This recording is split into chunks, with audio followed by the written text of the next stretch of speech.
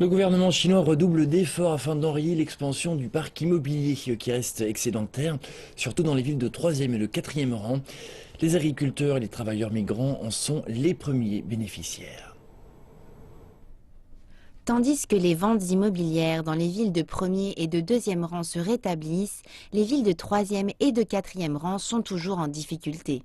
Les villes de petite taille disposent d'un parc immobilier important du fait d'une construction excédentaire par rapport à la demande. Le stock de logements de ces petites villes est très important car il concentre 70% de l'investissement immobilier du pays. La fièvre foncière qui s'est emparée des villes de troisième et de quatrième rang entre 2009 et 2010 a créé assez d'offres pour les 6 ou 7 prochaines années. Dans plusieurs villes de petite taille, les gouvernements ont annoncé qu'ils ne libéreraient plus de terrain et bien sûr, cela va jouer en faveur d'un rétablissement de la situation. Au cours des 10 dernières années, l'urbanisation rapide du pays a intensifié l'investissement dans l'immobilier au niveau national. Le développement foncier qui en a résulté s'est traduit par une hausse du PIB. Les promoteurs immobiliers sont arrivés en masse dans les villes émergentes et ont construit des millions de maisons en quelques années seulement. Et tout cela sans penser au marché dans son ensemble.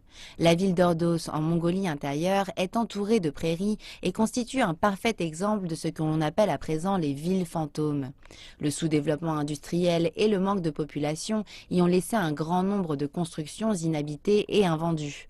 Hormis le manque d'activité industrielle, la demande fluctue au gré de nombreux facteurs. La demande insuffisante dans les villes de petite taille résulte également de revenus fiscaux déséquilibrés, du manque de services médicaux et éducatifs, ainsi que de services publics en général. Le déstockage est une piste à suivre, mais d'un autre côté, cela doit s'inscrire dans un processus d'amélioration des services éducatifs, sociaux et médicaux. Située au nord de la Chine, la province du Shanxi vient de faciliter les procédures d'acquisition d'une habitation. Ce faisant, elle devient la 4e province à revoir sa législation en la matière. Cette année, le gouvernement a d'ores et déjà adopté des mesures visant à encourager les citoyens à acheter des biens immobiliers dans les villes de 3e et de 4e rang. Parmi ces mesures, on retrouve l'abaissement du taux de paiement de 60 à 30% pour les acquéreurs d'une seconde résidence ou encore la mise en place de subventions foncières à destination des fermiers. Le but est d'encourager les travailleurs en zone rurale et les fermiers à venir s'installer en ville. Toutefois, l'adoption de ces mesures favorables ne semble pas encore avoir été suivie d'effet. Les villes plus petites ont toujours besoin de 3 fois plus de temps pour faire diminuer leur stock que les grandes villes.